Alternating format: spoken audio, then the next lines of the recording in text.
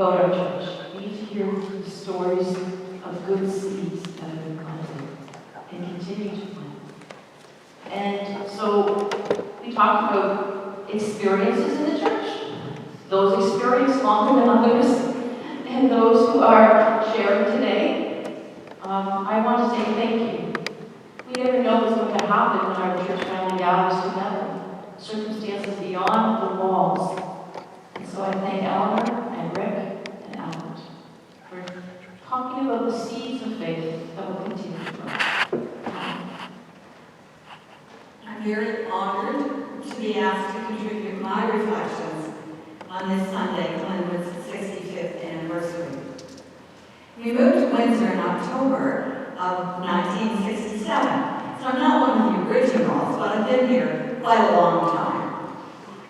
We were very warmly welcomed by a lot of great folks, and some of them are still my great friends today. I noticed there were lots of children at Glenwood at that time and many youth groups. There was Cubs and Scouts and lots of Sunday school groups, CCLI, Explorers, but there were no guiding groups. And I have a very strong guiding background, and I really wanted to open a Brownie Path Glenwood. So I got permission to attend a board meeting, and I found out that there was a list of children waiting to join groups in South Windsor, but there was no room available for them. I attended that board meeting, 35 people on the board at that time, and John Berry was the chair. And after I made my little presentation, John said to the board, I really wanted to approve Eleanor's request, because my daughter is one of the names on that list. And so, sure enough, I started Brownies, and I was thrilled to notice in the cookbook a lot of comments from people were about their experiences with Brownies and guiding. Many of my reflections of Glenwood's 65 years center, of course, around children's activities. I had my involvement with the guiding groups. I taught Sunday school. I interacted with some Korean children. Jane and I ran a vacation Bible camp for 10 years, and all the time I worked with wonderful, dedicated people. Recently, as well as Jane, Mel, the Sunday school teacher, Jennifer, Pam, and Justin, and thanks to all these great folks. I had an interesting experience that I wanted to share with you. I was teaching a group of grade 3 and 4 children at one time, and it was a Sunday following Reverend Calvin's first baptismal service here. So I had prepared a lot of material on the meaning of baptism. We all walked over to the CE building. We sat around the table with this group of children who were, I think, about grade 3, grade 4 at that time. And they were all just chatting away about, the minister walked down the aisle and she had this evergreen branch and she shook it, just sprayed water all over us, and that's never happened before.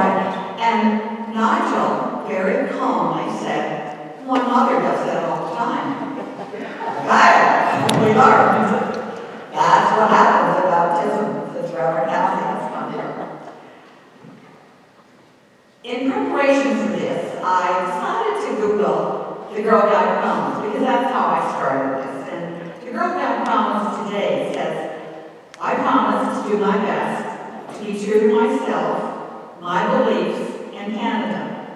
I will take action for a better world and respect the guiding law. That's very similar to the promise I learned as a young woman. But the sentence, I will take action for a better world, is new. And it leads very nicely into my next comments, which are about Glenwood's strong commitment to outreach over the years. You can read all about our ministry to many Vietnamese families beginning in November 1978. It's written in the cookbook that I know Marilyn has, and it outlines all the work that was done to welcome those families to Windsor, commencing in November of 1978. We've sponsored active Christians with a mission, working through Mark and Jean Varga and their work in Haiti. Through the work of Jerry Stutz, we learned about Save African Child Uganda, SACU. We have, as a church, sponsored that group, and some of us individually sponsor children in Uganda. Recently, we sent many boxes of food to Nunavut, 59 was the jury, I think, altogether. And for several years, of course, through our Christmas basket program, we assisted families, Windsor families, who needed help with Christmas. Recently, our outreach still continues with the very successful food drives that we had for the downtown mission.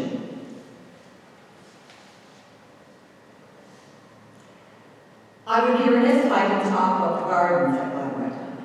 Over the years, several folks have contributed to their creation and maintenance. In recent years, the garden that's closest to Grand Maris is maintained by our Korean congregation. Jane works diligently to take care of the smaller garden at the front and the two gardens by the sidewalks. The large roof garden is generally my responsibility, and I love looking at all the annuals, as they will, in the early blooming tulips and the daffodils and the irises and the daisies and the mums. Thanks to Margaret Bauer, just a couple of days ago came and helped to kind of clean up that garden a little bit in preparation for today. Several folks in the congregation in the early years contributed to this roof garden. I particularly remember one time driving to Orchard Farm Nursery with Dale Pringle because he wanted to purchase a bush to put in that garden. And he chose the burning bush, which you can see now is in full glory, and it's just the left side of that garden. And he said, in the fall, when the leaves are in full color, not only will folks remember the biblical connotation of that bush, but they will remember my flaming personality. That's what he saw. Yes, Dale, we do remember you.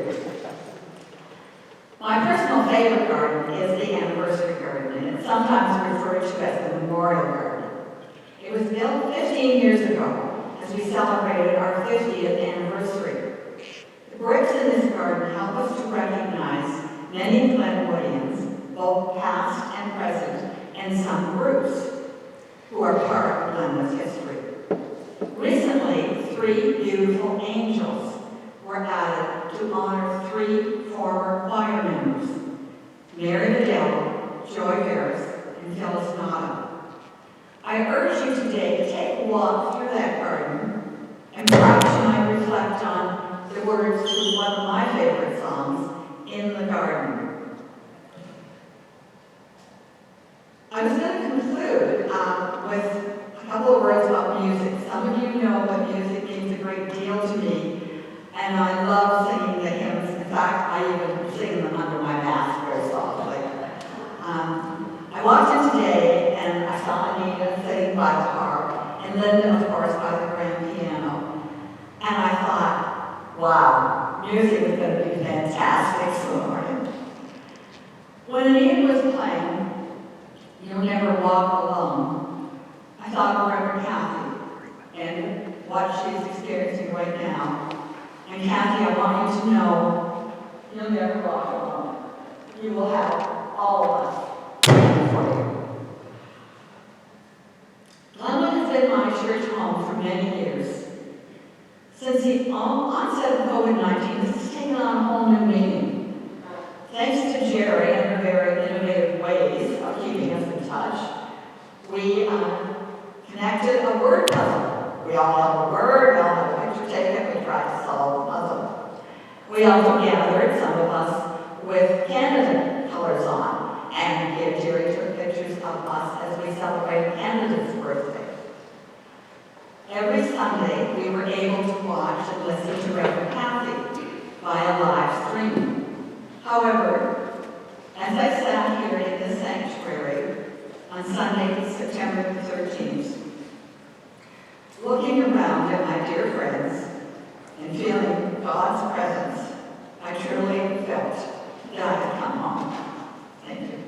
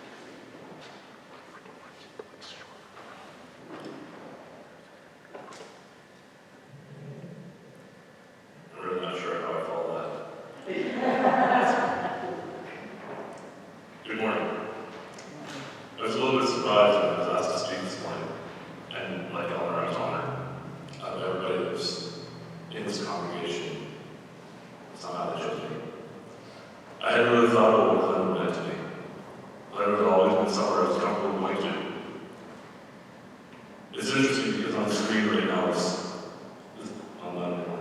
said the success of the suite. And that's exactly what happened to me.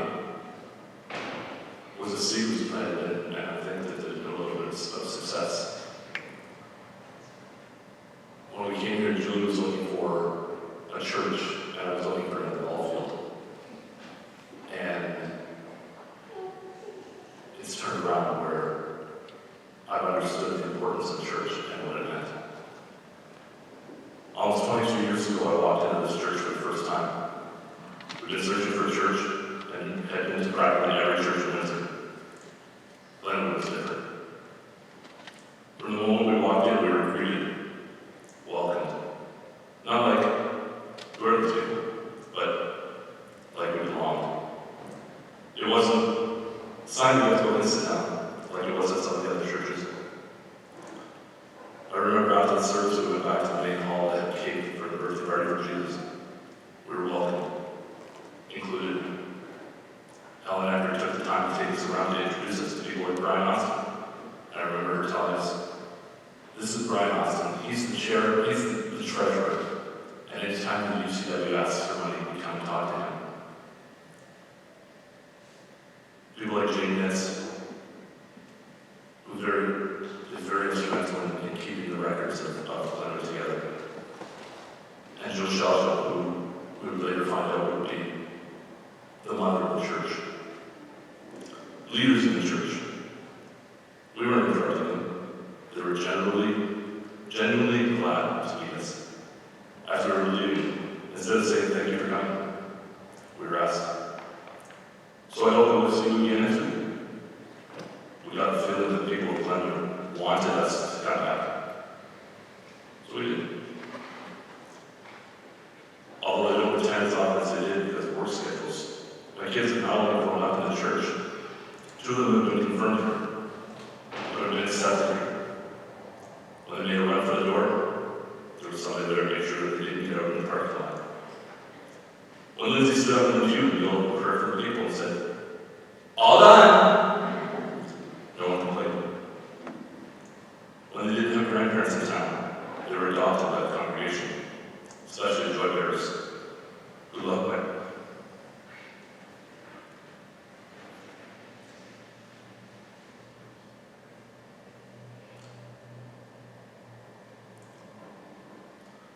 kids as their own grandkids and became a great family friend. I remember one of the last things Reverend Roberts did before he retired was to baptize Rachel. And on the warmest Sundays, he insisted on wearing the gown because he didn't want to take anything away from us during Rachel's baptism. I've been able to see and be part of many outreach programs that Glenwood has been a part of. My sense of community involvement was strengthened with things like the Christmas basket program, delivering presents and parcels to those who were less fortunate. The food bank, people working together, helping one another while helping the cause. Over the years, I've been fortunate enough to be asked to serve the church in many different capacities. Member of the board, chair, or been part of many committees, including the one that chose and hired our current minister, Reverend Kathy. That was fun. I, along with Brian Austin, was asked to represent Glenwood at the Worship Matters Convention in Halifax in 2005. I got the feeling that I was appreciated, valued.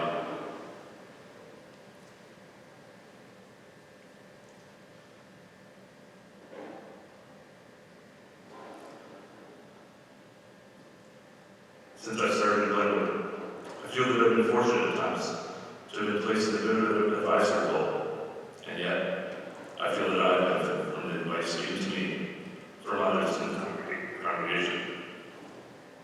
Some of this advice has helped me with shaping who I am as a person. To me, Glenwood has always been fellowship. People coming together, concerts, dinners, barbecues, and my favorite drink, coffee. It's often been said that Glenwood's worship is Sundays at 10:30 to 11:30, but church is done at these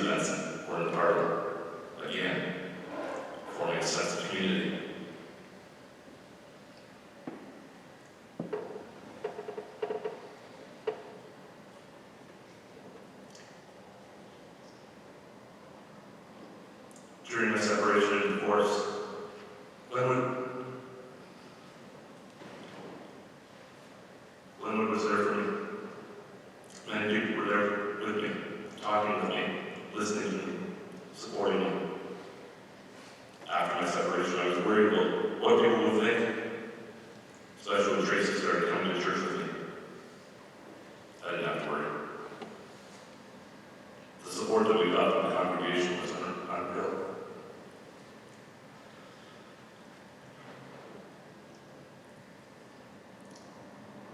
She was welcomed and accepted just as we were. In fact, sometimes people walk past me to ask her with coffee or ice cream. So, what does Glenwood mean to me?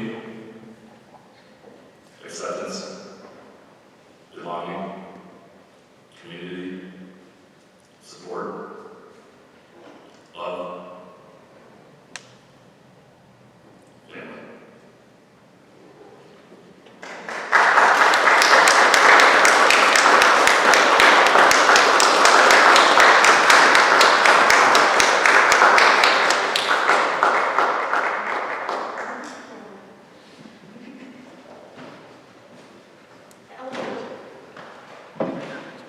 Albert was part of the last confirmation class a year ago, and obviously he's going to be involved in our service today with the peaceful meeting. But I thought, as one of our newest confirmed members, Albert has something to share. Now we're all going to be crying too, right? No. Just, I remember when it came, little Albert was little Albert. So I was asked to speak here today by Reverend Kathy, and the topic was on what Glenwood Church means to me. Obviously, it's a place where we can love and worship God, and where we can pray together, but that's not it. One of the most important parts is the sense of community and family that this church provides, and the things we do even when church is in session. I remember the Christmas pageants we do every year, and the Christmas service where someone gets to, and Easter where someone rides on a donkey. I remember the dinners that the congregation puts on Pancake Tuesday, on St. Patrick's Day, on Thanksgiving, and all the hard work that goes into that. The car ride just yesterday was a very fun time for all, which took a lot of coordination to put together. All of the fun, the cookbook, all the things we did to get together even during quarantine. All the congregation members get together so that we can.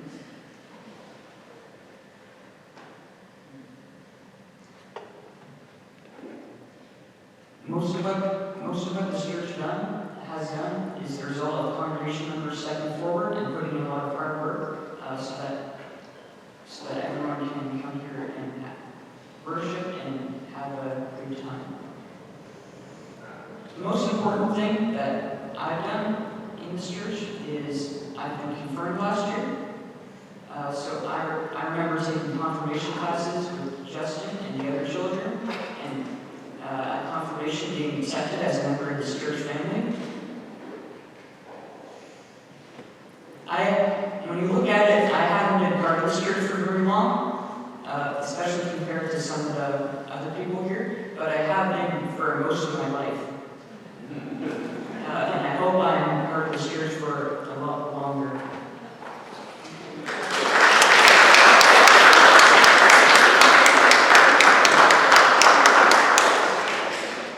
Thank you. I mean, sometimes we do go back in history and remember. Like I said, when we first came here, I've been like 12 years now with you. And how old are you now? He was a little wee guy. And you know, just like we grew up together. We do. We all grow up and older together. Life changes us, but life also brings us closer together. And I think that's one of the things that's about Glenwood Church. I put on our announcement pages, welcome home to Glenwood Church, because this is home. so many people. And I'm grateful that you're here today. Let's pray together. Holy and wonderful God, we praise you and we thank you for the seeds that have been planted through many, many years and in many different ways. We thank you for the seeds that continue to grow and reach out to people, whether it's on a sign or an activity or something through Facebook or all the different social media that we're now a part of. We thank you, God, that we are your church and that Christ is our focus and that we desire to continue to plant seeds of hope for tomorrow so that one day they will be growing and prosperous just as you see fit. Be with us, O God, as we celebrate this day, for we know that you will never leave us. We are not alone.